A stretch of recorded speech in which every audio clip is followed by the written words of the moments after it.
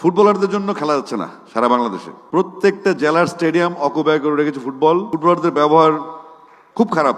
আমি সরাসরি বলতে চাই, পাগলে কিনা বলে ছাগলে কিনা খায়, সে কথা কানে নিলে হবে যে চলা দায়। নতুন নতুন বিসিবির পরিচালক হয়েছেন বা বিসিবির যে একটা দায়িত্ববান চেয়ারে বসেছেন, সেটা জানান দেওয়ার জন্য যে এরকম একটা বিস্ফোরক মন্তব্যের কি খুব বেশি দরকার ছিল, আমি আসলে জানতে চাই।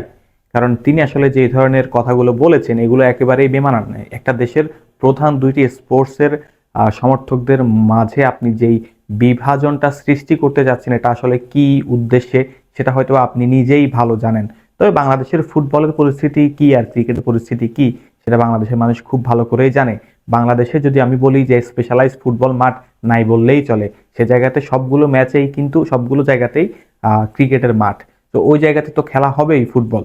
তো আপনি যদি একেবারেই ফুটবল ভিত্তিক চান, আপনার বিসিবির ফান্ডে টাকা আছে, আপনি নিজের টাকায় মাঠ নির্মাণ করুন। আর যে বিষয়টি রয়েছেন, আপনি যে বললেন, আহ, একদম খুব বাজে একটা কথা বলছেন যে ক্রিকেট ডিসিপ্লিনে খেলা, আর ফুটবলে নাকি ওরা নাকি ডিসিপ্লিন ছিল না। আপনাদের এই প্লেয়াররা আসলে কেমন ডিসিপ্লিন প্রদর্শন করে সেটাও আমরা কিন্তু দেখেছি। সো আবারও বলতে চাই সেটাই, যে পাগলে কিনা বলে ছাগলে কিনা খায়।